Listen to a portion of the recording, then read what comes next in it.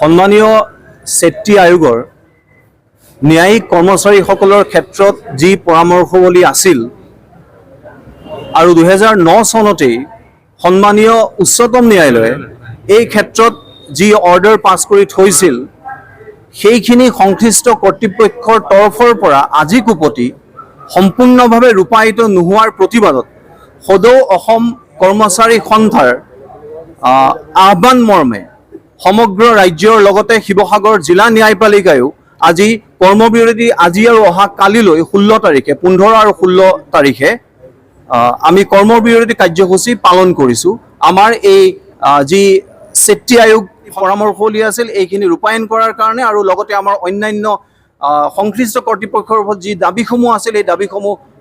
কাৰ্যত ৰূপায়িত কৰিবৰ কাৰণে সম্পূৰ্ণভাৱে আমি তাৰ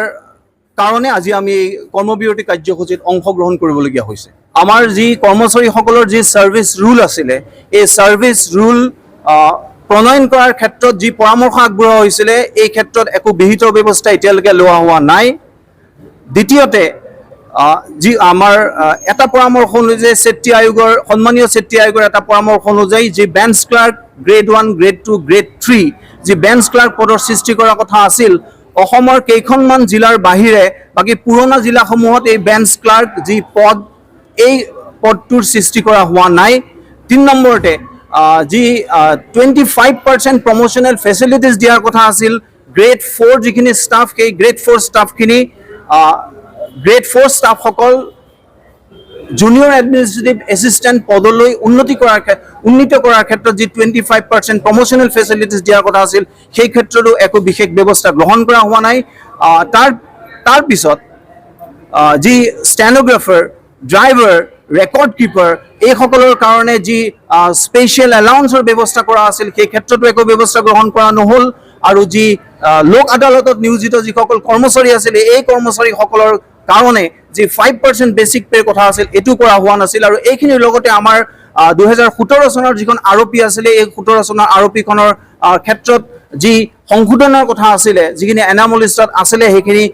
সংশোধনৰ কথা আছিলে সেইখিনি কৰা হোৱা নাই। আমি বিচাৰিছিলোঁ যে আৰপি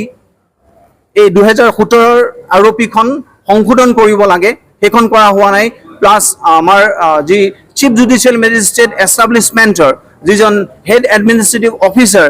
তেখেতৰ যি চেলাৰী লগতে আমাৰ যিটো ডিষ্ট্ৰিক্ট এণ্ড ছেছন জাজৰ হেড এডমিনিষ্ট্ৰেটিভ অফিচাৰ যিটো চেলাৰী দুইটা তাৰ যিটো সামঞ্জস্য থাকিব লাগে সেই সামঞ্জস্যটো আনিব লাগে সেইটো কাৰণে আমি দাবী উত্থাপন কৰি আহিছোঁ। মষ্ট ইম্পৰ্টেণ্টলি যি গ্ৰেজুৱেট পে দিয়াৰ কথা আমি দাবী উত্থাপন কৰি আছিলোঁ 8,700 টকা গ্ৰেজুৱেট পে ন্যায়িক কৰ্মচাৰীসকলৰ কাৰণে সেইটো এতিয়ালৈকে কৰা হোৱা নাই আৰু লগতে যি গ্ৰেড 4 এমপ্লয়ী আছে তেওঁলোকৰ গ্ৰেড পে বৰ্তমান 3,900 টকাৰ পৰা আমি 4,400 টকালৈ উন্নীত কৰাৰ কথা কৈছিলোঁ। তাৰ লগতে যি মেডিকেল ৰিইম্বাৰ্চমেণ্ট ফেচিলিটিজ আছিলে কৰ্মচাৰীসকলৰ কাৰণে সেইটো আমি যিসকল সন্মানীয় জুডিচিয়েল অফিচাৰ তেখেতসকলৰ সমপৰ্যায়ৰ কৰাৰ কাৰণে কোৱা হৈছিল আৰু ভেৰি ইম্পৰ্টেণ্টলি যি OPS চিষ্টেমটো আমি পুনৰ অনাৰ কথা আমি কৈ আছিলোঁ old pension scheme scrapping the new pension